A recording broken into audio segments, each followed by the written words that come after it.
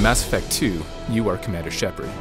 The choices you make not only affect the story, but the entire gameplay experience.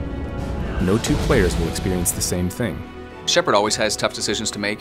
We established that in Mass Effect 1, but in Mass Effect 2, the decisions he's making become even bigger, and they're starting to affect not just him, but all of humanity. Commander Shepard is, of course, a hard-bitten, ruthless individual. You're working too hard.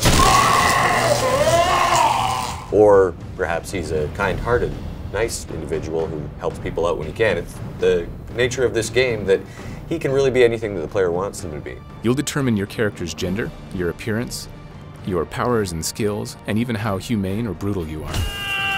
Well, the Paragon and Renegade system works very similarly in Mass Effect 2 as it did in the first game. When you make decisions, not only do they impact the game, but they'll impact the look of your character. It's actually your Paragon Renegade status that affects whether you're able to charm or intimidate somebody.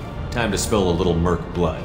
Glad to see you haven't changed. This game, we wanted to give you the ability to personalize your armor. You can choose color, tint, there's camouflage, there's striping, there's various material variants. You get the armor that performs the way you want it and looks the way you want it. The player will appear in all cutscenes exactly the way they want to appear. So all their armor will be there, all their exact guns.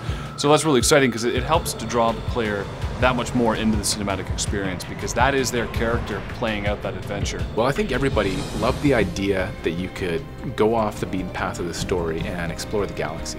In Mass Effect 2, you're actually burning fuel. When you actually get there, you feel like you've really gone somewhere far away. Scan planets by moving the scanner around, turning the planet.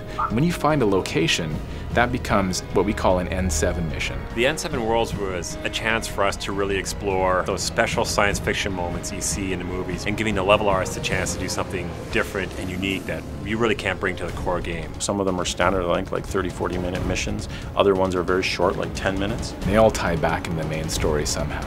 They relate to the Collectors, they may relate to the Reapers, ongoing stories with various mercenary groups, Cerberus. These things are all kind of woven through the expanded galaxy. They're optional. You don't have to go out and do these things. But because the idea of Mass Effect 2 is getting ready for a suicide mission, you want to make sure that you have all the upgrades that you need. Just because we can follow the Collectors doesn't mean we can take them out.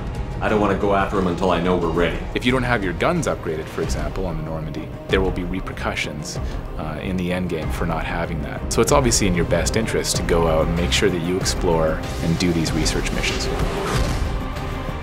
Mass Effect 2 is your story. How will you play? The more people we have on our side, the better our chances of success. Shepard! We need to keep building up the team. It's your call, Commander.